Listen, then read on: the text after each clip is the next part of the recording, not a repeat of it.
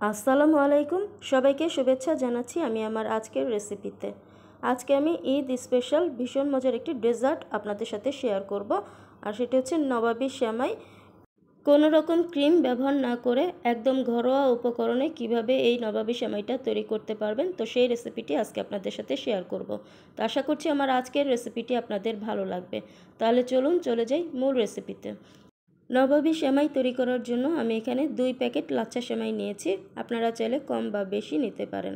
এবার চুলায় একটা প্যান বসিয়ে দিয়েছি, তাতে আমি 1 চামচের মতো ঘি দিয়ে দিলাম। এবার ঘিটাকে প্যানের চারপাশে একটু ছড়িয়ে দিচ্ছি। তো ঘিটা যখন গরম হবে তখন এর মধ্যে আমি লাচ্ছা সেমাইটা দিয়ে দিচ্ছি। এবার লাচ্ছা সেমাইটাকে আমি ভেজে নিব। আর এই পর্যায়ে চুলার আঁচটা থাকবে একদম মিডিয়াম লো হিটে দিয়ে লাচ্ছা সেমাইটাকে ভাজতে হবে। তো 2-1 মিনিট ভাজার পর যখন লাচ্ছা সেমাইটা হালকা একটু মুচমুচে হবে, তখন এর মধ্যে আমি দিয়ে দিচ্ছি 1/3 কাপের মতো চিনি। আর লাচ্ছা সেমাইটা যেহেতু মিষ্টি থাকে, তো আমি এখানে চিনির পরিমাণটা একটু কম দিয়েছি। তো আপনারা যদি মিষ্টি বেশি খান তো সেক্ষেত্রে কিন্তু চিনির পরিমাণটা আর একটু বাড়িয়ে দিতে পারেন। এবার চিনিটা সেমাইয়ের সাথে ভালো করে মিশিয়ে নিতে হবে নেড়েচেড়ে। তো এই পর্যায়ে কিন্তু চিনিটা ভালো করে মিশানো হয়ে গেছে। তো এখন আমি এর মধ্যে 1 টেবিল চামচের মতো গুঁড়া দুধ দিয়ে দিচ্ছি। এবার গুঁড়া দুধটাকেও ভালো করে লাচ্ছা সেমাইয়ের সাথে মিশিয়ে নিচ্ছি। তো আপনারা চাইলে এখানে গুঁড়া দুধের পরিমাণটাও বাড়িয়ে দিতে পারেন। তো এই যে এই পর্যায়ে আমার লাচ্ছা সেমাইটা কিন্তু মোচমোচে করে ভাজা হয়ে গেছে।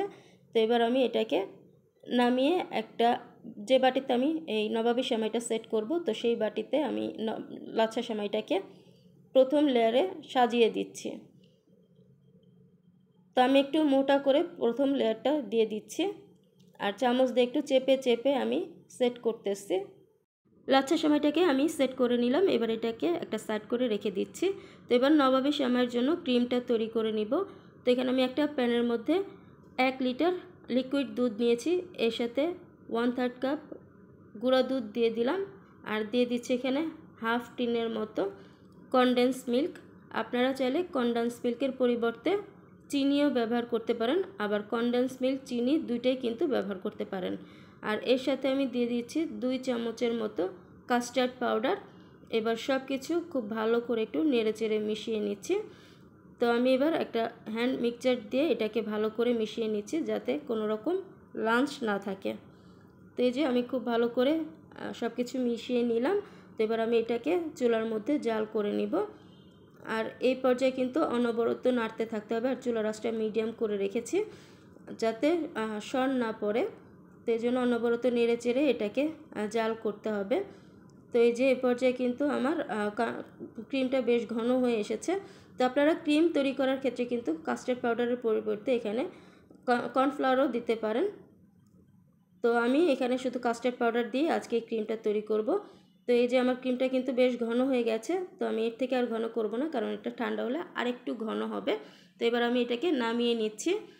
নামিয়ে আমি এটাকে ক্রিমটাকে যে লাচ্ছা সেমাইটাকে সেট করে নিয়েছিলাম বাটির মধ্যে, তো সেই বাটির উপরে আমি ক্রিমটা দিয়ে দিচ্ছি, যেন প্রতি কোনায় কোনায় যেন ক্রিমটা থাকে। তো সেভাবে করে কিন্তু ক্রিমটা দিতে হবে।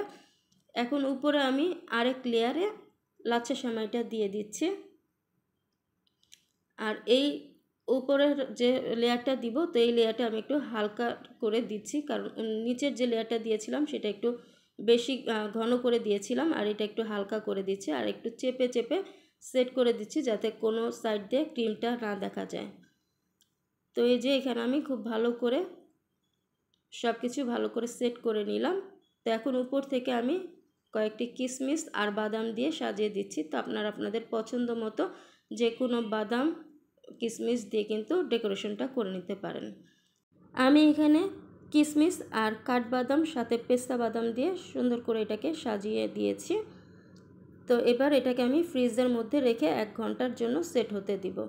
আর এবার আমি এখানে একটা ছোট একটা গ্লাস নিয়েছি। তো আপনারা চাইলে এভাবে গ্লাসের মধ্যেও কিন্তু এই নবাবী সেমাইটা পরিবেশন করতে পারেন। তো আমি প্রথমে 1 লেয়ার দিয়ে দিলাম লাচ্ছা সেমাই, তার উপর আমি ক্রিম দিয়ে দিচ্ছি 2 চামচের মতো, আবারও 1 লেয়ারে দিয়ে দিচ্ছি লাচ্ছা সেমাইটা দিয়ে আমি এবার এর মধ্যে আরেক লেয়ারে একটু ক্রিম দিয়ে দিচ্ছি, দিয়ে এবার উপর থেকে আরও কিছুটা লাচ্ছা সেমাই দিয়ে দিচ্ছি। এবার উপর থেকে আমি বাদাম আর কিশমিশ দিয়ে সাজিয়ে দিব। তো এভাবে করেও কিন্তু আপনারা ছোট ছোট কাপের মধ্যে নবাবী সেমাইটা পরিবেশন করতে পারেন।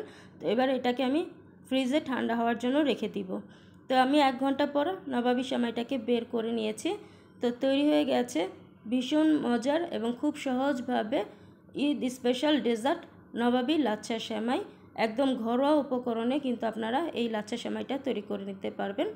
এই নবাবী সেমাইটা উপর থেকে ক্রিস্পি থাকে আর ভিতরে ক্রিমি থাকে, খেতে কিন্তু ভীষণ মজা।